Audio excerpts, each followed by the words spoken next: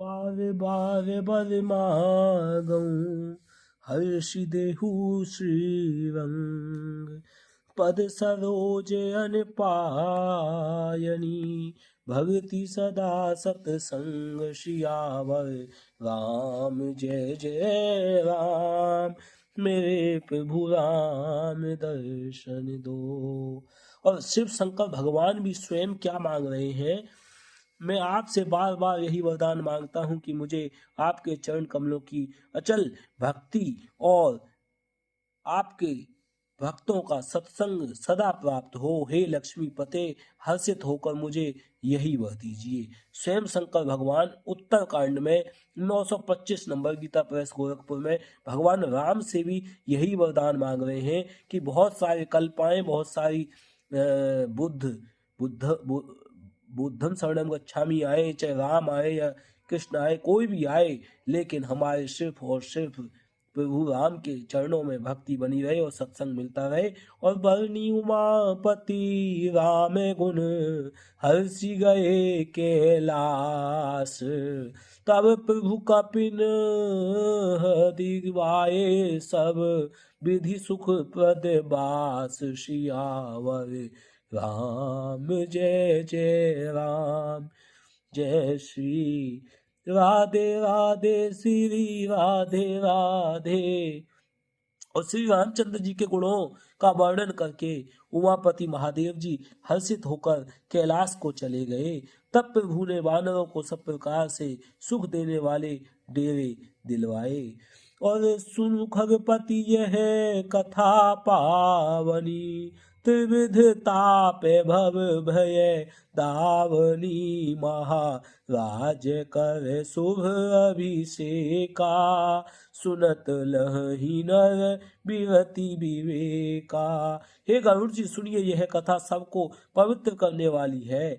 दैहिक, दैविक, भौतिक तीनों प्रकार के तापों का और जन्म मृत्यु के भव भय का नाश करने वाली है। महाराज श्री रामचंद्र जी के कल्याण में राज्य अभिषेक का चरित्र निष्काम भाव से सुनकर मनुष्य वैराग्य और ज्ञान प्राप्त करते हैं। क्या कह रहे हैं काकभूषुंडी जी गरुड़ जी से कि सुनिए, यह राम कथा सबको पवित्र करने वाली है। दैहिक, दैविक, भौतिक तीन प्रकार के ताप होते हैं ना, इनको तीनों प्रकार के तापों को और जन्म मृत्यु के भय का नाश करने वाली है। अब आप ये पूछोगे दैहिक ताप कौन से, दैविक ताप कौन से, भौतिक ताप कौन से, तो ये देवताओं के द्वारा दिए हुए ताप होते हैं। मनुष्यों को ताप दिया जाता है। ये मत सोचो कि आपको जन्म मिल गया तो बस आजाद हो। देवता लोग सब ताप में जल रहे हैं तो तुम भी जलोगे। वायु कैसी चल रही है, ठंडी, तो तुमको भी ठंड लगेगी।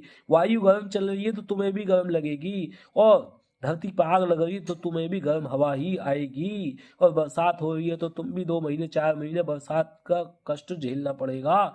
सुख दुख, गर्मी, सर्दी, ताप, ये देवताओं के द्वारा जो झेला जा रहा है वो ही आपको दिया जा रहा है। तो ये ताप है, तपस्या दी जा रही है आपको। दैहिक शरीर के, देह के कौन से, अरे सर्दी लग गई, जुकाम बीमारी लग गई, खुजली लग गई, कैंसर रोग हो गया, सांस की बीमारी, टीबी की बीमारी, ये हो गए। भौतिक ताप, तीन प्रकार से जो सॉलिड, लिक्विड, गैस से मिलकर जो ये वर्ल्ड बना है, मटेरियल वर्ल्ड बना है, इसके अंदर भौतिक चीजें नष्ट होती है, टेम्परेरी चीजें हैं, वहां से भी ताप मिलता है। क्योंकि जो उसे बनाओगे वो मरेगी, मरण होने पर आपको दुख होगा।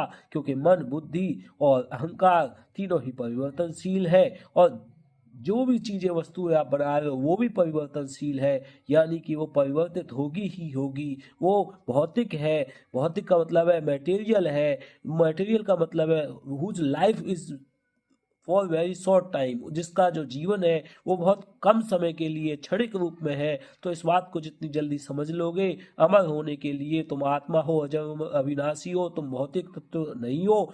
तुम ना तो पंच महाभूत हो, ना तुम मटेरियल वर्ल्ड के हो, तुम तो आत्मा अजर अमर अविनाशी हो, सच्चिदानंद रूप हो। तो तुम भगवान के धाम जाने की चेष्टा करोगे।